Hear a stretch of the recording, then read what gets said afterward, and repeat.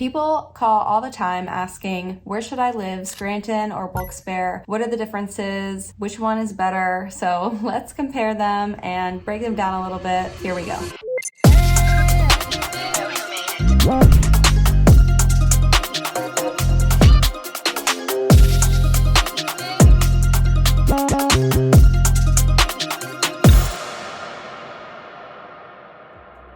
Hi, I'm Irelyn, and thanks so much for coming by the Living in NEPA channel, where we talk about what it's like to live, move, and invest here in Northeast Pennsylvania. We are also a team of realtors and would love a chance to win your business and help you decide between Scranton, Wilkes Barre, and everything in between. So please give us a text, call, or email anytime. Our phone number and email are right there on the screen. So I've lived here my whole entire life. I've moved around a little bit between the towns, in between Wilkes Barre and Scranton. To me, as a local and being super familiar with the area, they're kind of all one and the same. But I was really just trying to figure out my opinion based on other people's opinions of Scranton versus Wilkes Barre, just so I can help other people who are moving to the area who might not know a lot about Wilkes Barre, Scranton, or investing in the area, what the differences are and what that kind of would entail based on the area that they are moving to. They are only about 30 to 40 minutes apart, depending on what part of Scranton to what part of Wilkes Barre you're going. So with that being said, I just wanted to share a kind of general location and map of where these two places are. So like I was saying before, they're really only a 30 to 40 minute drive. I would say 40 minutes if you're trying to go from the top of Scranton to the very bottom of Wilkes Barre,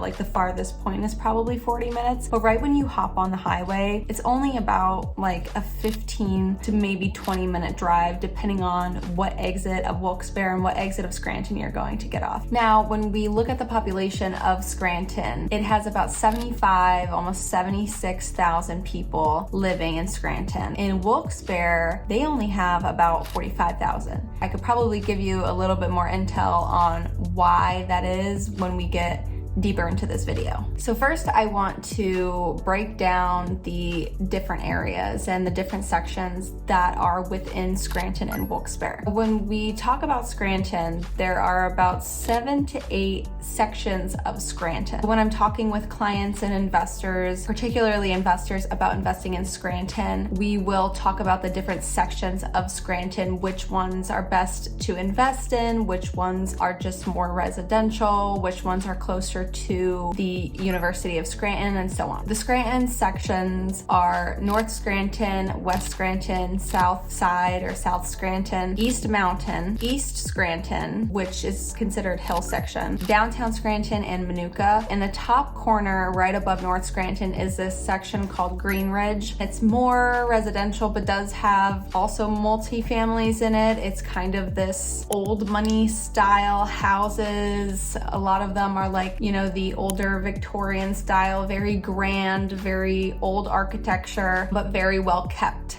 So it's a nicer area of Scranton. One thing about Green Ridge section in Scranton is that it does run into Dunmore, which is a suburb of Scranton. The boundaries are a little bit blurred, right? So it could have the same zip code, not the same school district. It could have a school district, but have a Scranton zip code. And the same thing goes for Wilkes Barre, and I'll get into that in a minute. But I also wanted to point out, if you look at the map and you look towards the bottom of Scranton, it zigzags into and kind of covers this area called Montage Mountain, which is, and I talk about in my other videos, is a place where you can ski, and they have a water park in the summer. So it's winter and summer activities there. But that is coming right off of a suburb called Music, and Music runs right into Montage Mountain. So when people say, oh, I'm going to Montage Mountain, it's in Music. Well, technically it's in Scranton. That's why I say that the boundaries are a little bit blurred when it comes to that. One other thing about Scranton that I want to mention is the schools. The big school that the city of downtown Scranton is kind of formed around is the University of Scranton. So you'll see when you go get right off the main exit of Scranton, you'll immediately run into the University of Scranton buildings, and their campus is comprised of a ton of buildings that the University of Scranton owns, and you'll see a bunch of student life around that area, and also in this hill section is typically where those students live. Wilkes Barre is comprised of a couple different sections. So you have the basic downtown central city of Wilkes-Barre. That's where the square is. Then we have North Wilkes-Barre and South Wilkes-Barre. And a lot of people will also mention sections like the Heights, Miners Mills, and Parsons. The boundaries in Wilkes-Barre are also kind of blended because if you go out towards North Wilkes-Barre and you run into a town called Plains, the Wilkes-Barre School District is in Plains. So anybody that lives in Wilkes-Barre, even all the way in South Wilkes-Barre, will go to Wilkes-Barre High School. If we go past the Wilkes-Barre High School all the way up into Plains and in this section called Laughlin, that section can also be considered Wilkes-Barre and or Wilkes-Barre zip code.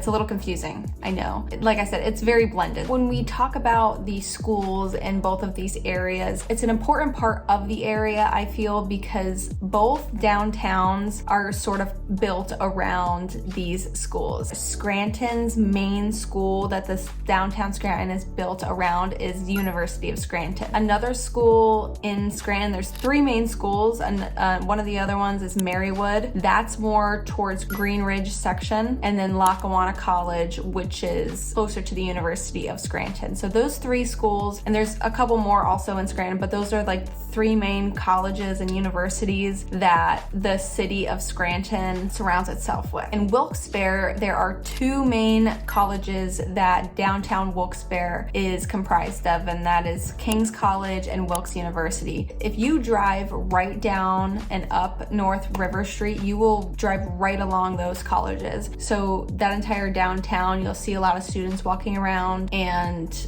a lot of things happening. There's like downtown bars because that part of Wilkes-Barre is sort of made for the university life. Now, when we get into the homes, the homes of the areas, I would say that it's very saturated. Both areas are very saturated with multifamilies. A lot of people, like a lot of outside investors, like to invest in the area. So you'll have a lot of doubles, a lot of 3 units and up. But on the contrary, a lot of people, like first-time home buyers now, are getting into the habit of living in one side and renting the other out. I'm sort of seeing that become a trend here. Scranton's average price point is about $160 year to date. Overall, our average price point is about $220, but right now year to date it's about $160 in Scranton. In Wilkes-Barre, it's only like $130. This is not multifamilies, commercial, anything like that. It's just simply residential homes. Now, when we compare the rental market, it's also saturated with a lot of people who rent. I would say that they're typically the same. There might be a little bit different skewed based off of who you're trying to rent to, where you're trying to rent, the location to certain things. For your typical 3-bedroom, I'm gonna tell you that you could probably get $1,300 for it. Now, if it's a super small 3-bedroom, I might have a different answer. If it's a very large 3-bedroom with a lot of space, I might have a different answer. But on average, you're probably gonna get $1,300 or $1,400 for a 3-bedroom. It depends on what you're counting as your 3-bedroom. So one thing I do want to note about both of the areas is in Scranton, the houses are a little bit more closer together, which I think relates to the reason why there is a higher population. Well, number one, there's a lot more multifamily, so I think a lot more people, if they don't live there, they rent. There are nice residential areas of Scranton where you could have space and privacy. I would say that the majority of it is, city-like style houses that are very close together. Wilkes-Barre does have that. They do have houses that are close to each other, but I would say if we're comparing the two, that in Wilkes-Barre, you're gonna have a little bit more space. Also, there's a lot of mixed use types of homes in Wilkes-Barre. You'll have your commercial storefront and you'll have apartments on top. That's why I say it's mixed use. You'll see a lot of those in both of the areas. I talk about investing a lot on this channel. I make separate videos about it, so I'm not going to dive into it on the differences in investing because I think when it comes to investing in both of the areas, it's very similar. A lot of people invest in both of the areas. Something similar, again, similar about Scranton and Wilkes-Barre is that if you are a investor or landlord that's living, I believe it's more than a 20-mile radius outside of where you own a property, you are required to have a property manager. And let me tell you, they will find out because I had an investor do that. I think it was like a year later, he messaged me and he was like, hey, do you have a property manager? Because they just sent me this letter in Scranton person that I need to list, like my property manager or something.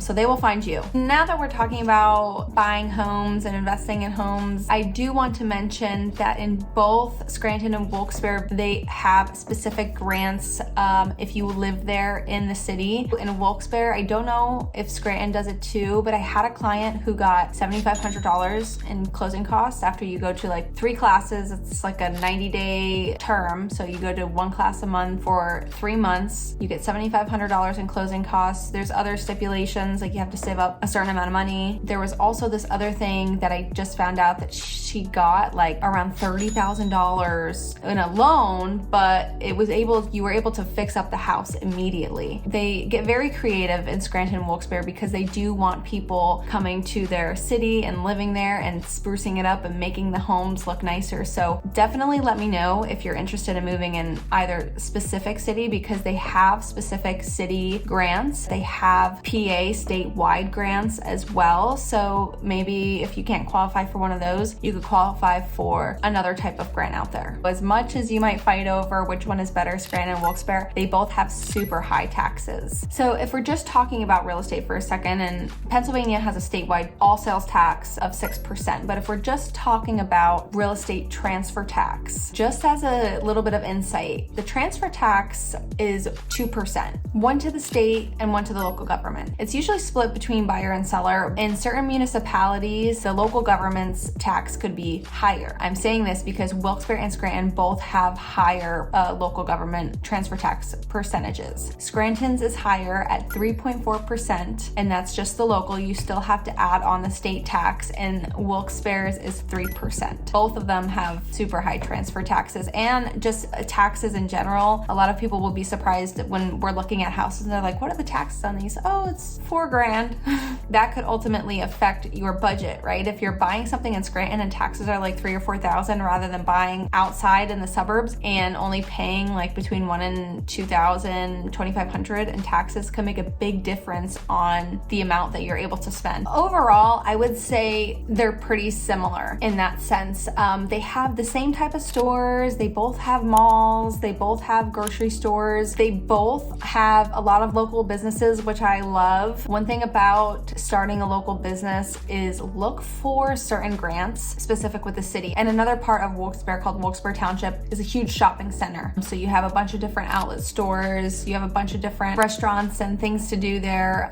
So if you live in Wilkes-Barre, that's going to be your main hub. If you live in Scranton, they do have a mall. They have stores kind of outletted on the side downtown, or you can drive up to the Viewmont Mall in Dixon City. That's an indoor mall similar to the Wilkes-Barre Mall. Overall, you're going to be able to do similar outdoor things in Wilkes-Barre as you do in Scranton. And if you can't, it's only a short drive, about 25, 30, maybe 35 minutes drive away, but not too far that you wouldn't be able to, hop on the highway and drive down there. But I would say that the overall vibe, like a lot of people who want to buy residential homes will buy them in the suburbs of Scranton rather than the suburbs of Wilkes-Barre. There's more people living in homes in Wilkes-Barre than there is in Scranton. If you're working in Scranton, it's usually people will commute from a town on the outside of Scranton to go to work in Scranton rather than you're commuting into Wilkes-Barre. Definitely give me some intel on what you think. Kind of let me know if this video was helpful at all. If you are looking to buy, sell, or invest here in the Northeast Pennsylvania area, Scranton, Wilkes-Barre, or anything in between, give us a call, text, or email at any time. Our phone number, email are again